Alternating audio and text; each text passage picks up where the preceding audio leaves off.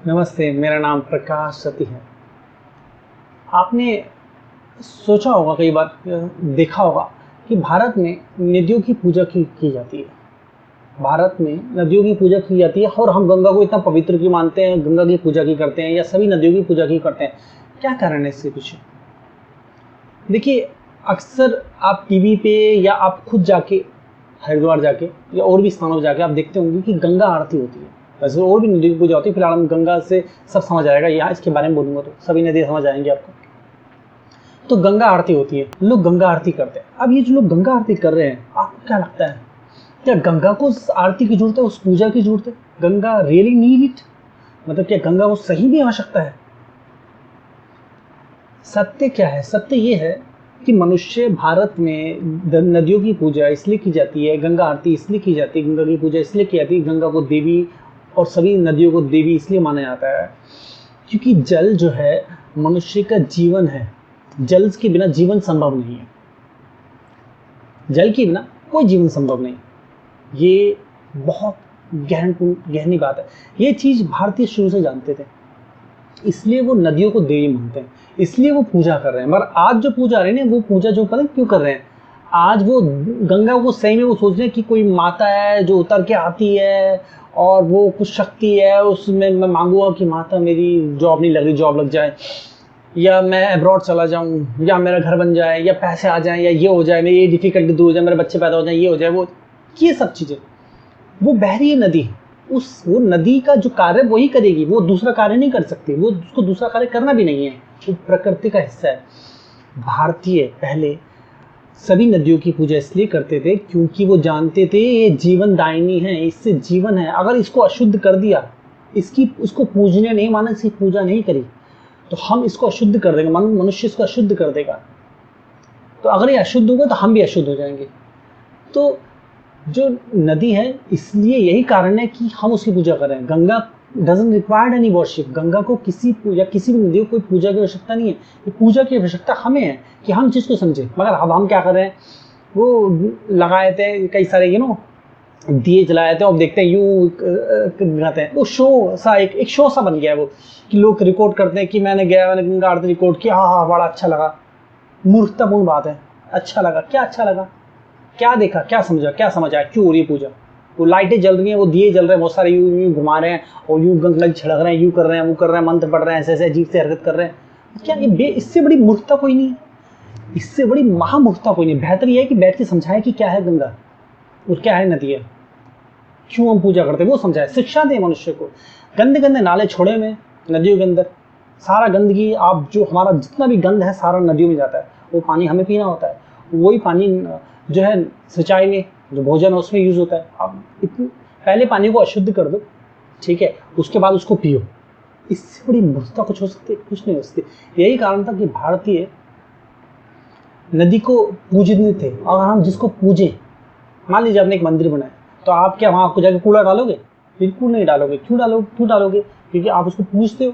मगर अभी का समय जो है, क्योंकि वो ये मंदिर अगर आपके घर का है तो वैसे नहीं करोगे। शायद बाहर की कोई मंदिर हो, उसके बगल में कूड़ा डाल दोगे, परवाह नहीं करोगे, ठीक है ना, अपने घर से कूड़ा निकला, अपने घर से कूड़ा निकला। क्योंकि हम मनुष्य आज के समय पे सिर्फ अपने तक सीमित है कि मेरे घर से निकल गया ना, मेरे जीवन से निकल गया ना, मेरी डिफिकल्टी निकल गई ना, हो गया ना। मगर ऐसा होता नहीं है। तो मनुष्य जो है ये चीज़ जानते नहीं। इस सभी नदियों की पूजा, उन नदियों को किसी पूजा की आवश्यकता नहीं है। ये जो घुमाते हैं ना, ये तो खाली शो करते हैं। हम शो कर सकते, कहीं भी खड़े हुए कर दें शो, एक सेट लगा दें, ग्रीन स्क्रीन लगा दें और शो कर दें, बढ़िया, उससे भी बड़े निकल के आएगा। ऐसा लगेगा वाह वाह क्या काम हो गया, हॉलीवुड फिल्म देख रहे हैं, ऐसा लगेगा। बांट दें सब जगह वीडियो, रिकॉर्ड भी करने की जरूरत क्या है? तो आप क्या बढ़िया रिकॉर्ड कर लोगे? अपने मोबाइल से रिकॉर्ड कर दो, हाँ मैंने किया रिकॉर्ड, मैंने रिकॉर्ड किया, देखना ही था उसको, मोबाइल पे देख लो, ढोंग क्या करना फालतू का? मूर्खता है इससे। अगर आप उस नदियों को महत्व नहीं दे रहे, उनको सही में नहीं मान रहे, अगर मान रहे हो तो सीधी सी बात, उसको शुद्धता के लिए कार्य करोगे, उसको अशुद्ध नहीं करोगे। उसे ये मत सोचना कि गंगा माँ मेरे को ये कर दे, गंगा माँ ने मुझे बुला लिया तो गंगा माँ मुझे बुलाएगी, ये करेगी वो करेगी, बेकार की बातें। एक व्यक्ति मूर्ख होता है, एक व्यक्ति महामूर्ख होता है। जब एक व्यक्ति मूर्ख होता नहीं है, वो मूर्ख बनाता है। तो संसार में दो तरह के लोग हैं, एक तो महामूर्ख लोग हैं और एक मूर्ख बना रहे हैं। जो मूर्ख बना रहे हैं वो भी मूर्ख ही है, क्योंकि वो ये नहीं जानते वो जिनको मूर्ख बना रहे हैं उनको भी कोई ना कोई मूर्ख बना ही रहा है, क्योंकि चक्र है जो चल रहा है, क्योंकि वो गड़बड़ी फैला रहे हैं और जब गड़बड़ी फैलाएंगे तो गड़बड़ी यहीं पर ही है, कहीं और नहीं। हम प्रकृति के अंदर ही, प्रकृति, गंगा प्रकृति है, धरती प्रकृति है, ये प्रकृति की जिसने भी प्रकृति की इज्जत नहीं की, रिस्पेक्ट नहीं की, और हम प्रकृति का हिस्सा हैं तो हमारी इज्जत कैसे होगी। प्रकृति आपके शरीर की तरह है, आप उसका कितना ख्याल रखते हैं। प्रकृति सभी जगह फैली हुई है और आप प्रकृति से एब्सोल्युटली जुड़े हुए हैं। वो नदियों में जो जीवनदायिनी नदी है, लाइफ, एक तरीके की लाइफ लाइन है वो आपकी, तो उसको अगर नहीं समझ रहे, उस चीज़ को नहीं समझ रहे, उसका महत्व नहीं जानते, तो आप फिर वही होगा, आप भी उस शो में शामिल हो जाएंगे और शो जो घुमाया जा रहा है। देखो, नदी को बिल्कुल पूजा की आवश्यकता नहीं है, यही समझना है हमें। जिस व्यक्ति ने समझ लिया उसका जीवन रूपांतरित हो जाएगा। घाट बनाए थे नदियों के पास, फिर मंदिर बनाए थे। देखो, इसमें बुराई नहीं है मंदिर बनाना, मगर वहाँ पर वो जो लोगों का भीड़ आती है वो गंद करते हैं और गंद फैलाते हैं चीज़ों को, और पता नहीं किस तरीके से एक्सप्लॉइट करते हैं हर तरीके से नदी को। क्योंकि इतनी बुद्धि ही नहीं है। वो सोचते हैं मेरा घर तो वहाँ पर है, गंगा यहाँ पर है, मैं मेरा घर से मेरा क्या लेन देना, आपने डुबकी मारो हो गया, हाँ, मेरी मुराद पूरी हो गई, मेरी इच्छा पूरी हो गई, मैंने जो मांगा वो पूरा हो गया। तो ये जो है, इससे बड़ी मूर्खता कुछ नहीं है। ये सोचना भी ना कि मनुष्य किस अवस्था में जी रहा है, हैरानी होती है। तो मनुष्य जो है ऐसी अवस्था में जी रहा है, ऐसी विकृति में। तो कहने का मतलब गंगा को समझना है, गंगा की रिस्पेक्ट करनी है, गंगा ही नहीं सभी नदियों की रिस्पेक्ट करनी है। और जो पूजा होती है ना, वो पूजा गंगा को नहीं चाहिए या किसी भी नदी को नहीं चाहिए, पूजा हमें चाहिए, हमारे लिए हो रही है, हमने जानना है उसको क्यों करना है। उस नदी को आप कितना एक्सप्लॉइट कर दो, वो परे है किसी भी एक्सप्लॉइटेशन से, वो प्रकृति का हिस्सा है, उसको एक्सप्लॉइट कोई नहीं कर सकता। मगर हम अगर उसको कुछ भी हानि पहुँचा रहे हैं ना, वो हानि हम पे पहुँचेगी। वो अपने में शक्तिशाली है, क्योंकि वो उसका एक जो चक्र है ना, उस चक्र से वो इमोर्टल है, क्योंकि वो जाएगी और वो भाप बन के उड़ जाएगी, वो समुद्र में मिल जाएगी, फिर रूपांतरित हो जाएगी, फिर दोबारा से आएगी। मगर उस प्रोसेस के अंदर जो हम पानी पी रहे हैं, क्योंकि जो पानी आता है बारिश का, वो तो इकट्ठा करते नहीं ना, उसको भी करेंगे तो उसको भी एक्सप्लॉइट कर देंगे। हमें वही पानी पीना होता है, उन्हीं से, उसी को छानते हैं, उसी को लेते हैं, मोड़ते हैं, सिंचाई में यूज़ करते हैं, वो गंदगी हम ही फैलाते हैं और हम ही खाते हैं। तो किसी भी नदी को पूजा की आवश्यकता नहीं, पूजा की आवश्यकता हमें है। और जब तक बुद्धि नहीं खुलेगी ना, जब बौद्धिक विकास नहीं होगा मनुष्य का, जब तक मनुष्य का बौद्धिक विकास नहीं होगा, तब तक वैसी महामूर्खताएं करता रहेगा। एक तो मूर्खता होती है, एक महामूर्खता होती है। देखो, इट्स नॉट अबाउट टेम्पल, ये मंदिर की बात नहीं है। आप दुनिया में किसी भी तरीके का कोई रिलीजन देख लीजिए, और उनके जो रिलीजन हाउसेज होते हैं, जो भी होते हैं, जहाँ पर वो वर्शिप करते हैं, पूजा करते हैं, जो भी प्रेयर करते हैं, जो भी इनका तरीका है, वो सब एक ही चीज़ कर रहे हैं, कोई अलग नहीं कर रहा, कोई अलग नहीं है, ऐसा नहीं कोई स्पेशल है। लोग तो लोग ही, वो क्या करते हैं फॉर्मेलिटी के लिए कि हाँ मेरे को पुण्य मिलेगा, या डर के, या डर लग रहा है उनको, या कुछ चाह रहे हैं, या कुछ मांगना चाह रहे हैं, या डर रहे हैं इसलिए कर रहे हैं। बोले कुछ भी, घूम फिर के बात ही है। मतलब उनके या तो डरे हुए हैं, हाँ कर लो नहीं तो पाप चढ़ेगा, या तो मिल जाए कुछ, दो ही कारण होगा, तीसरा कोई कारण नहीं है। मनुष्य यही कारणों के पीछे करता है, क्योंकि मनुष्य का पूरा जीवन ही है। तो अब इसमें बहुत सारी चीज़ें, बहुत गहराई है, फिलहाल हम उस टॉपिक पे नहीं जाते।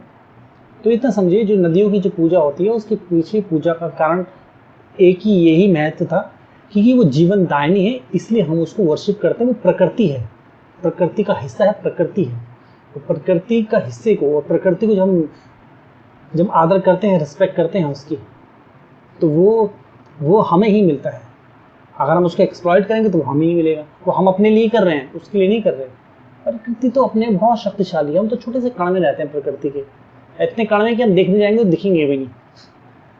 तो प्रकृति जो है बहुत बियॉन्ड है। तो आपको जीवन मिला, जीवन का सिर्फ पैसा कमाना और हाय कंपटीशन, मैं बड़ा ये छोटा, या मैं बड़ी ये छोटी, या मैं बड़ा ये सब दुनिया विकार, ये इन व्यर्थता के अलावा कुछ जीवन रूपांतरित, जिससे पहले तो अपना जीवन रूपांतरित, अपने बौद्धिक विकास करें। अगर आपका बौद्धिक विकास हो तो आप कुछ बौद्धिकतापूर्ण बातें करेंगे, क्योंकि मनुष्य का बौद्धिक विकास नहीं, क्योंकि इसलिए आपके मुख से कोई बौद्धिकतापूर्ण बातें नहीं निकलती। अगर आप बोलते हुए तो मूर्खतापूर्ण बातें बोलते हैं। तो अगर पहले अपना बौद्धिक विकास करें, फिर आप जब कुछ बोलेंगे ना, कुछ बौद्धिकतापूर्ण बोलेंगे। आपके कार्य भी एक दिन में सब कुछ नहीं बदलेगा, मगर यह कि आपके कार्य धीरे धीरे बदलते जाएंगे, और यही संसार के लिए वरदान है। जिस व्यक्ति ने अपना बौद्धिक विकास किया है, उसने अपने लिए तो वरदान साबित होगा, वो समाज के लिए वरदान साबित होगा। डायरेक्टली ऐसा नहीं कि जाके उसको किसी भूखे को खाना खिलाओ, ये सब भी करने की जरूरत नहीं है, ढोंग ढोंसले। सिर्फ वो सही प्रकार से अपना जीवन जिए, क्योंकि सही तरीके से अपना जीवन जिएगा और उसको बौद्धिकतापूर्ण बातें बोलेगा, बौद्धिकतापूर्ण जो बुद्धि है उसी के द्वारा सही उच्च बातें बोलेगा और उच्च अवस्था में जीवन जिएगा, और उच्च उसके विचार होंगे, तो ऑटोमेटिकली संसार के लिए वरदान होगा, संसार बेहतर होता रहेगा। और ऐसे ही अगर सब लोग हो तो अपने आप से जाएगा, सब करप्शन हट जाएगा, व्यर्थता हट जाएगी, मूर्खता हट जाएगी, लालच हट जाएगी, हाय हट जाएगा कि मैं खाऊं, मेरे को मिल जाए, मैं दुनिया का सबसे अमीर बन जाऊं, और उसके बाद क्या करूं, होने वाला कुछ नहीं। खाना तो उतना ही खाओगे, सोगे 6 फीट की बेड में, ज़्यादा हाइट हो थोड़ा बड़ा बेड हो जाएगा, ठीक है, 3 फीट का होगा, 6 फीट का आएगा, 12 फीट का आएगा, पूरे कमरे को बेड में डालो। कहने का मतलब उतना ही सोगे उतना ही खाओगे, ज़्यादा नहीं खा सकते, ज़्यादा सो सकते, जितनी भूखे उतना ही खा सकते, ज़्यादा खाओगे बीमार हो जाओगे, और खाओगे तो फिर राम नाम सत्य हो जाएगा आपका। तो कहने का मतलब उतना ही खाओगे उतना ही सोगे, उतने ही कपड़े पहनोगे, थोड़े महंगे कपड़े खरीदोगे, को ब्रांड का नाम लगा हुआ, मतलब अल्टीमेटली मनुष्य करता वही है, और हर मनुष्य एक ही चीज़ के लिए जी रहा है, वो है सुख। तो उस चीज़ को समझना, जो इस चीज़ को समझ गया उसका जीवन रूपांतरित हो जाएगा। तो अपने जीवन को रूपांतरित होने तो बौद्धिक विकास करें। बौद्धिक विकास चरित्र निर्माण से होता है, चरित्र निर्माण होगा, चरित्र का मतलब ही बौद्ध। चरित्र कहाँ से होता है, ये मानसिक अवस्था में तो होता है चरित्र, तो इसका विकास करें। इसका विकास होगा आपके चक्र जागृति के द्वारा, ठीक है। और कोई भी व्यक्ति नहीं जानता तो मैंने इसके hundreds of वीडियोस बना रखे हैं चक्र जागृति के ऊपर, और सभी विषयों पे, ठीक है। hundreds of वीडियोस आपको जब मिल जाएंगे, आप देख सकते हैं, ठीक है, मेरे ही चैनल पे। तो चक्र जागृति करें, इस चक्र जागृति करेंगे तो आपका बौद्धिक विकास होगा, आपका चरित्र निर्माण होगा, ठीक है। आप बेहतर व्यक्ति हो जाएंगे, चाहे बिजनेस करते हो, जॉब करते हो, हाउस वाइफ हो, कोई भी हो, किसी अवस्था में हो। देखो चाणक्य तीसरी जगह अवस्था में, स्टीव जॉब तीसरी जगह अवस्था में थे। आपकी संभावना आप वो हो सकते हैं, एक बेहतर व्यक्ति हो सकते हैं। अगर आपको संन्यास चाहिए, आपको एनलाइटमेंट को प्राप्त होना है, तो यही एक रास्ता है। अध्यात्म, मन में शांति सुकून चाहिए, यही एक रास्ता है, चक्र जागृति।